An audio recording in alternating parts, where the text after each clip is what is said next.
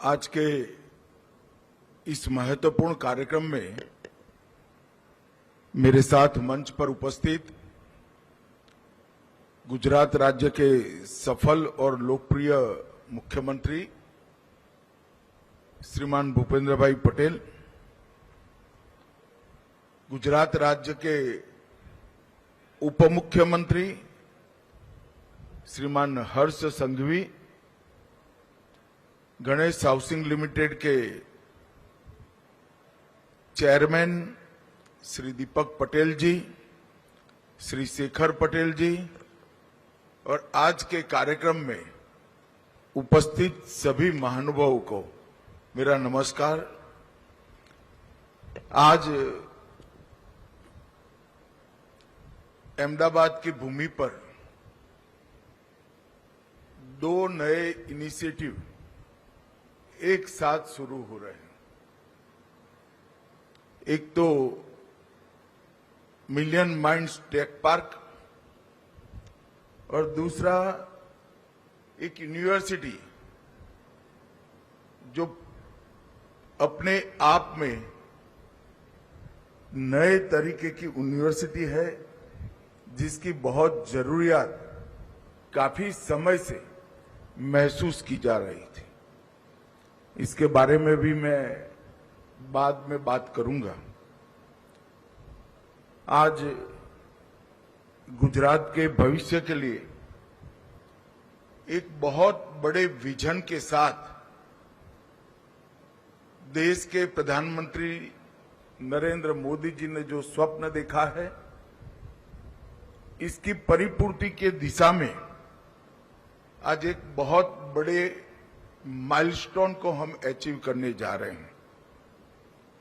मोदी जी का विजन है technology, innovation, ज्ञान, उद्यमिता और उच्च कौशल आधारित गुजरात में इंडस्ट्री भी आए और रोजगारी की निर्मित भी हो।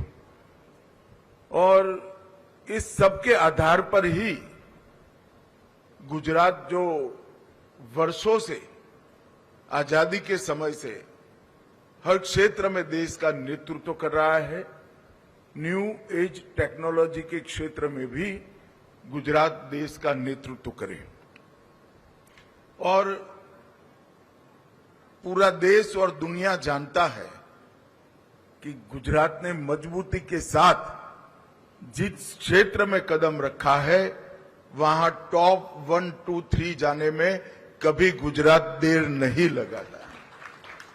मुझे भरोसा है कि यहां पर भी हम यही इतिहास का पुनरावृत्ति करेंगे। मित्रों, गुजरात ने आजादी के समय से ही देश के औद्योगिक विकास में बहुत बड़ा योगदान दिया है और ये हमारा ट्रैक रिकॉर्ड है।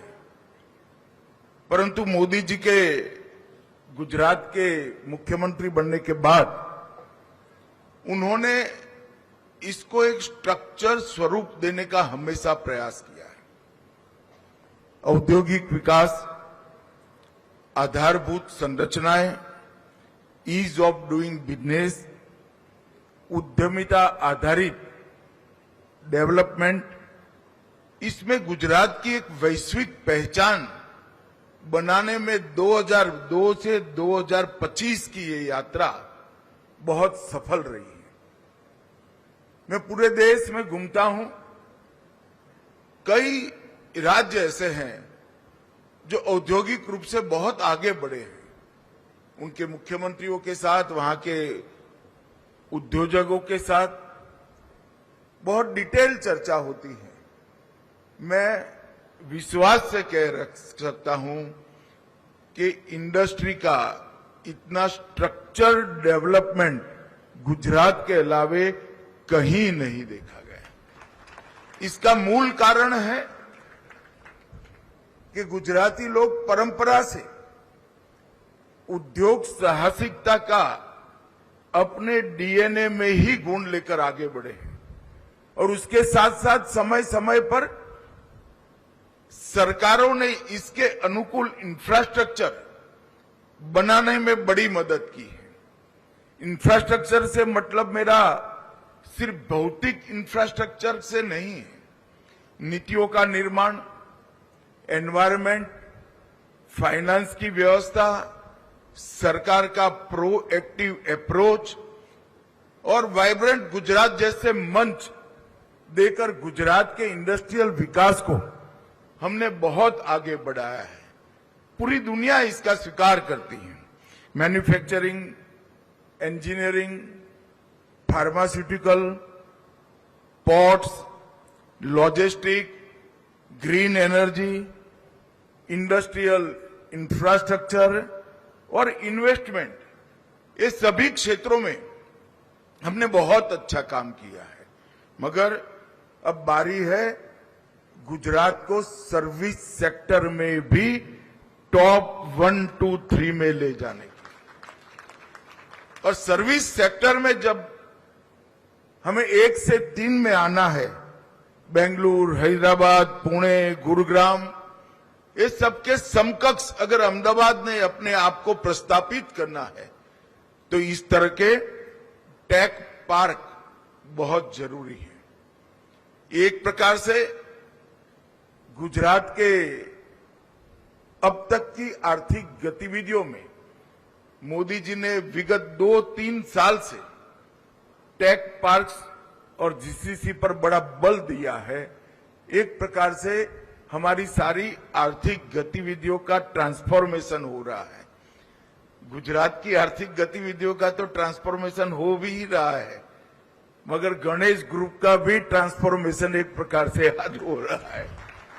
मुझे तो बड़ा आनंद है। मैं दोनों भाइयों को बहुत बहुत बधाई देना चाहता हूं कि एक परंपरागत बिजनेस से अलग हटकर आपने नया सोचा है, एक साहस है और मैं ईश्वर से जरूर प्रार्थना करूंगा कि ये साहस आपका सफल हो और नई पीढ़ी इसको आगे बढ़ाए।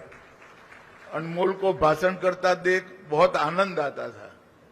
कॉन्फिडेंस के साथ नई पीढ़ी जब आगे बढ़ती है तो स्वाभाविक रूप से आनंद आता है।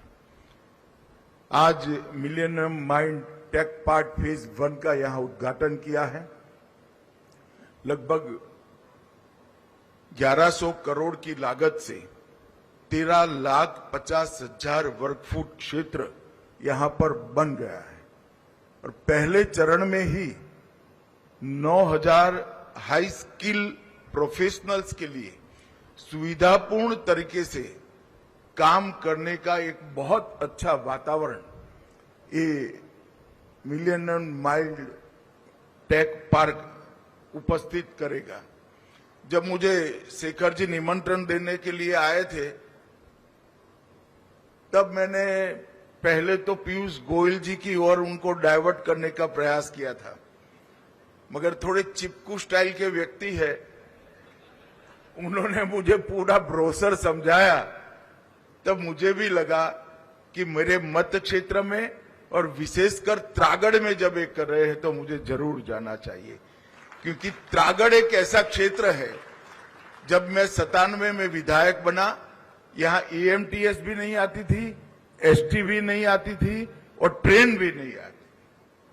97 तक एक क्षेत्र पूरा कटा हुआ क्षेत्र था और आज मैंने मेरी पायलट वाहन वालों को कहा था जरा घुमा फिरा कर ले जाना।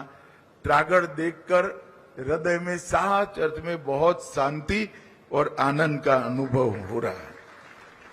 ये प्रोजेक्ट का पहला चरण है, 7 चरण होने वाले हैं। लगभग 15,000 करोड़ की लागत से 5 साल में 63,000 से ज्यादा हाई वैल्यू जॉब्स का यहां पर निर्मित होगा। और ये 65 एकड़ भूमि एक प्रकार से जहां हम थोड़े कम है गुजरात की दृष्टि से, वो कमी पूरी करने में मुझे बहुत बड़ा आनंद है कि बहुत बड़ी योगदान देगी।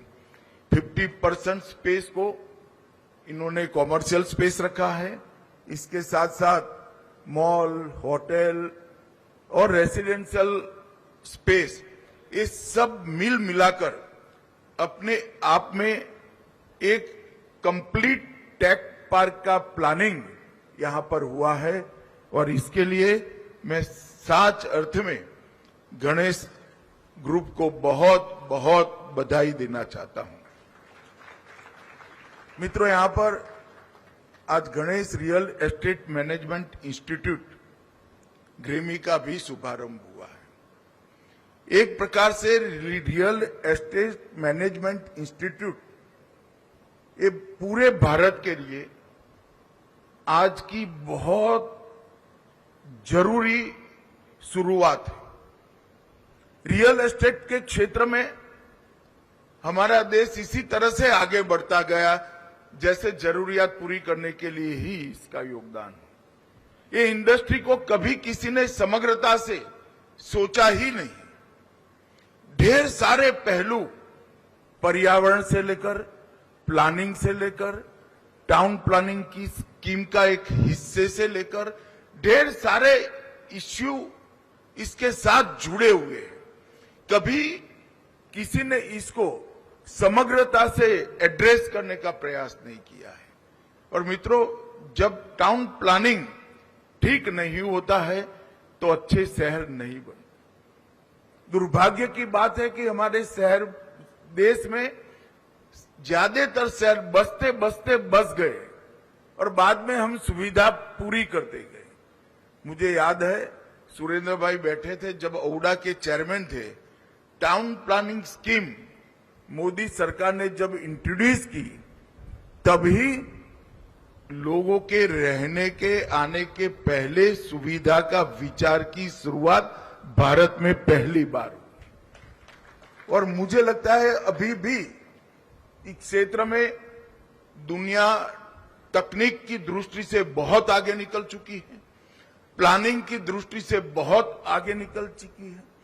बहुत ऐसे आयाम है जिस पर हमारी तो अभी सोसाइटी के नाते नजर ही नहीं पड़ी। ये सारी चीजों को समग्रता से सोचने के लिए इसको एक स्टडी के रूप में, कोर्स के रूप में डेवलप करने के लिए Ganesh real estate management institute मैं मानता हूं कि बहुत बड़ा योगदान हो सकता है कि शुरुआत इसके सभी डायमेंशन को कवर न करे। हो सकता है कि ये शुरुआत में विश्व भर में जो कुछ विकास हुआ है, जो सोचा गया है, इसका प्रतिबिंब इसमें न दिखाई पड़े, मगर शुरुआत हुई है तो आगे भी बढ़ेगा और अच्छे से आगे बढ़ेगा, इसका मुझे विश्वास है। यहां पर 30,000 स्क्वायर फीट में पहले बैच में 300 बच्चे पढ़ाई करेंगे और इसका मुख्य कैंपस आने वाले दिनों में थॉल लेक के समीप अहमदाबाद से थोड़ी ही दूर बनने वाला है।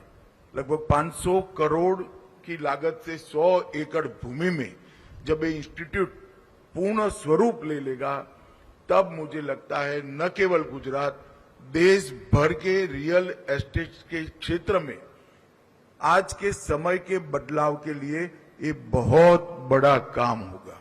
इस क्षेत्र में कुशल नेतृत्व की भी जरूरत है और आधुनिक सोच की भी जरूरत है।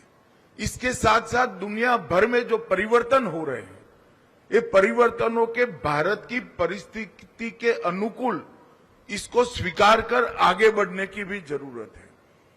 मुझे तो लगता है कि ये बहुत देरी से शुरुआत हो रही है, मगर शुरुआत हो रही है, इसका मैं हृदय से स्वागत कर रहा हूं और मैं आशा करता हूं कि विश्व स्तरीय टेक्नोलॉजी का इंफ्रास्ट्रक्चर डेवलप करने में इस क्षेत्र में भी ग्रेमी आने वाले दिनों में बहुत बड़ा योगदान करेगी, इसका मुझे पूरा भरोसा है।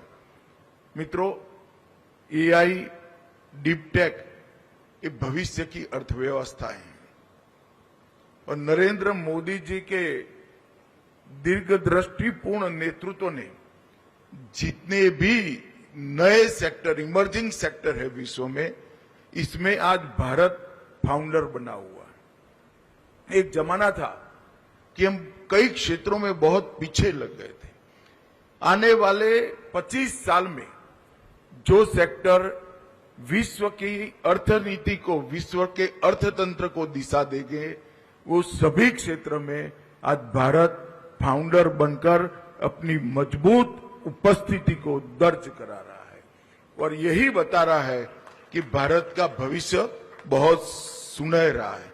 एआई और डीप टेक के जो भविष्य है, इसके लिए इसके जैसे टेक पार्क बहुत बड़ा काम भी करेंगे और इसको आगे भी बढ़ाएंगे।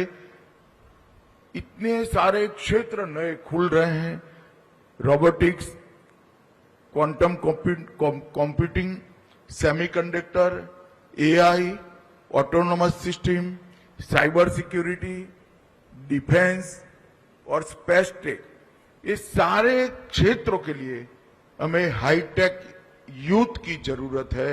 दिमाग तो है ही, उनको स्पेस भी देना है, एटमॉस्फेयर भी देना है और अनुकूलता भी कर देनी है। मुझे मालूम है कि ये दोनों इनिशिएटिव, ये दोनों क्षेत्र में आने वाले दिनों में गुजरात को कई कदम आगे ले जाने के लिए बहुत बड़ा योगदान करेंगे। फिर से एक बार मैं गणेश ग्रुप के दोनों कर्ता धर्ताओं को बहुत बहुत शुभकामनाएं और बधाई देकर मेरी बात समाप्त करता हूं। वंदे मातरम।